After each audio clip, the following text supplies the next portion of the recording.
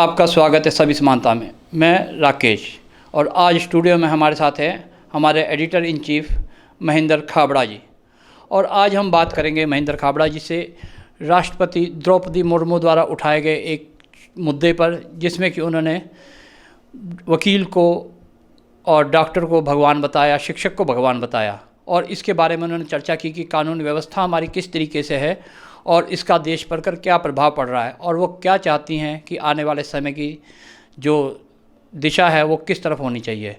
साथ ही आज एक गंभीर मुद्दा है कि हमारे वरिष्ठ पत्रकार रवीश कुमार, जिन्होंने इस्तीफ़ा दिया है और उसके बारे में चर्चाएं गर्म है। तो जानते हैं महेंद्र खाबड़ा जी से। नमस्कार, सभी समानता के सभी दर्शकों का हार्दिक दिल से अभिनंदन। देखिए, आपने राष्ट्रपति के भाषण के बारे में, राष्ट्रपति के बारे में पूछा, तो राष्ट्रपति जी ने जिस प्रकार से संबोधन जो किया वो कहीं से अपने दिल की गहराइयों से मैं आपको बताना चाहता हूँ। जिस प्रकार से भारत की कानून व्यवस्था के बारे में उन्होंने बताया, बढ़ते हुए भारत की जो दशा है और दिशा के बारे में उन्होंने बताया, वो बड़े ही एक मार्मिक और बहुत ही दिल को छूने वाला उनका जो वक्तव्य है था वो बहुत आदरणीय है और अच्छा है। जिस प्रकार से उन्होंने कहा कि भारत, बढ़ते हुए भारत में उन्होंने अपने जीवन का अनुभव बताया कि बढ़ते हुए भारत में जिस प्रकार से कि मैं जब एक आउटस्टैंडिंग कमेटी यानी गृह विभाग की आउटस्टैंडिंग कमेटी की मेंबर थी, तो और जब उन्होंने अपने जीवन में जेलों में जाकर के देखने का, जिस प्रकार से रिपोर्टिंग तैयार करने का उनका अपना एक दायित्व होता है, उस प्रकार से उन्होंने निर्वहन करते हुए जिस प्रकार से उन्होंने बताया कि आज देश के अंदर जेलों की जैसे क्राउडेड बढ़ रहा है जेलों में, तो जेलों को और ज़्यादा बढ़ाया जाए। लेकिन उन्होंने जिस प्रकार से अपने जो सोच विचारा है, भाई बढ़ते हुए भारत की जो दशा है उसमें जेलों की ज़रूरत नहीं है।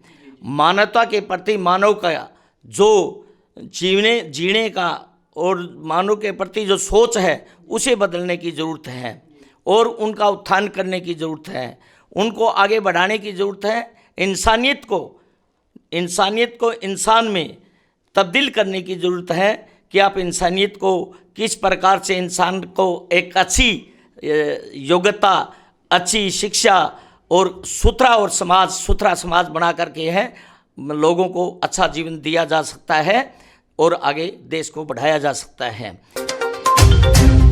और देश के कानून मंत्री भी वहाँ पर थे, देश के जस्टिस भी वहाँ थे। जिस प्रकार से उन्होंने संबोधित किया उन लोगों को कि अभी हमें इस विषय में आगे बढ़ कर के क्या करना है और आगे बढ़ कर के किस प्रकार से इस व्यवस्था के, कानून व्यवस्था को सुचारू रूप से चलाना है और उनको जो जिम्मेवारी जिस प्रकार से उन्होंने सौंपी है, शायद मैं ये समझता हूँ कि उनकी सोच है। एक राष्ट्रपति नागरिक, देश का वरिष्ठ पहला नागरिक होने के नाते उन्होंने अपना दायित्व निर्वहन किया है और आगे देश को भी उनके कदमों पर चल करके आगे बढ़ना चाहिए। और जो जिम्मेवारी जिन जिम्मेवार लोगों को सौंपी गई है उनको भी इसका संज्ञान लेना चाहिए। रवीश कुमार के इस्तीफ़ा ये बड़ा चर्चा का विषय बना हुआ है और ऐसा लगता है कि जैसे एक पत्रकारिता के ऊपर प्रश्न चिन्ह लगा रही है सरकार। तो आप इसके बारे में क्या कहना चाहेंगे? देखिए, रवीश कुमार के इस्तीफे की बात सुनकर के बड़ा खेद होता है और ये बात, एक ऐसा प्रश्न आपने सवाल पैदा किया है जो इस देश के लिए और जनता के लिए बिल्कुल ही ठीक नहीं है। आपके तो रवीश कुमार जी, आपके निजी मित्र रहे हैं। हाँ, रवीश कुमार जी से मेरा मिल जोल रहा है। वो एक अच्छे इंसान रहे हैं।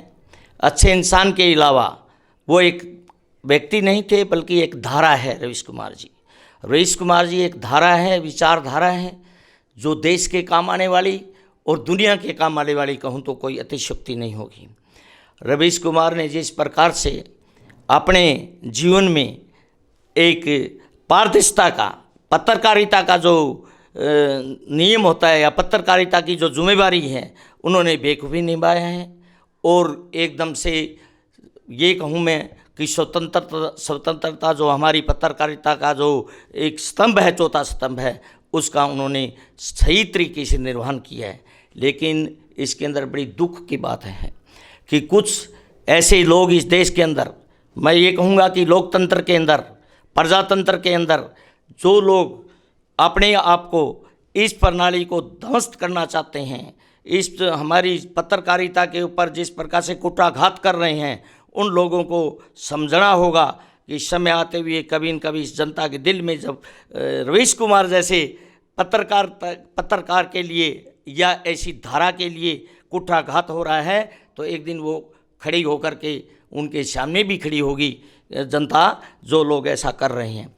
इस देश को आगे बढ़ाने के लिए तब तक मीडिया हमारा चौथा स्तंभ अपना जो बात सरकार और जनता के बीच की जो सही तरीके से नहीं रख पाएगा, तब तक जनता की आवाज़ सुनने वाला कोई नहीं है।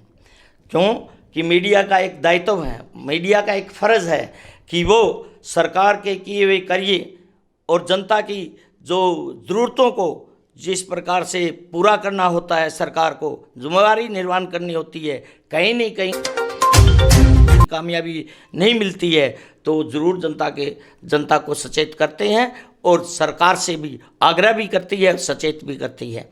तो इस प्रकार से रवीश कुमार जी के बारे में जो आपने मेरे सवाल पूछे, तो रवीश कुमार जी लंबे समय तक, आज उनका जिस प्रकार से उनकी संस्थान से उन्हें इस्तीफा देना पड़ा, कहीं न कहीं किसी न किसी, मैं उनका नाम लेना नहीं चाहता, जो लोग उन पर, उस संस्थान पर, क्योंकि संस्थान एक बिजनेस के तौर पर तो खड़ी हो सकती है, लेकिन एक विचारधारा अपनी एक अहमियत रखती है। तो विचारधारा को तोड़ने वाले लोग हैं, उनको इस बात को याद रखना होगा कि आप लोग मीडिया पर, यानी हमारी जो स्वतंत्र मीडिया है उस पर है आप अंकुश लगा रहे हैं, उस पर आप दबाव बना रहे हैं। मीडिया अपने आप में आज भारत का मीडिया है और दबाव महसूस कर रहा है।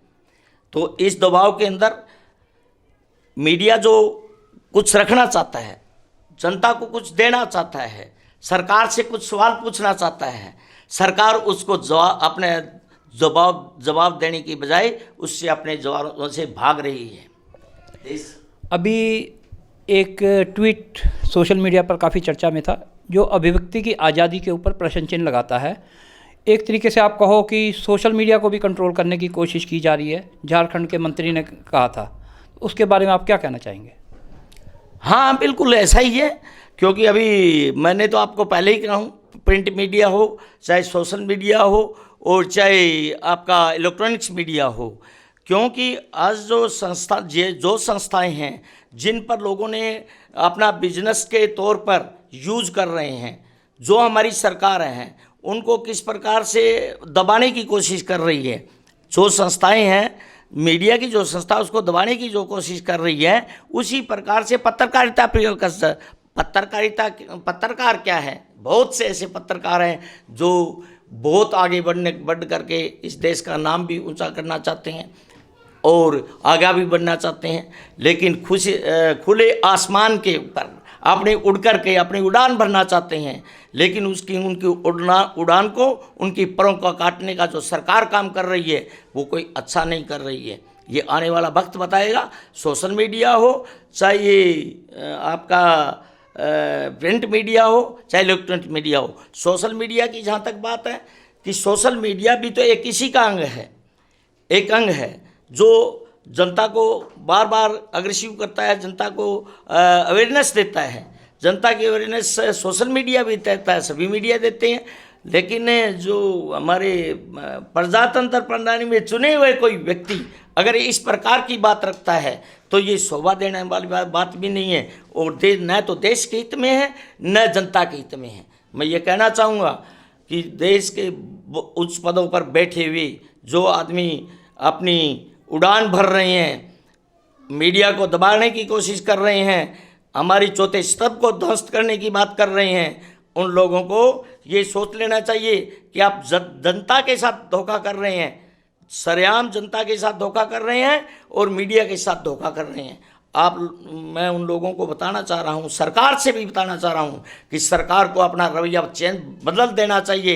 एक रवीश कुमार नहीं, हजारों रवीश कुमार पैदा हो जाएंगे, क्योंकि रवीश कुमार जैसी धारा को तोड़ने की कोशिश की तो रवीश कुमार जैसी धारा, उनकी देव विचार हमेशा खड़े रहेंगे और जनता हमेशा उनका प्यार और स्नेह उनके साथ बनाए रखेगी।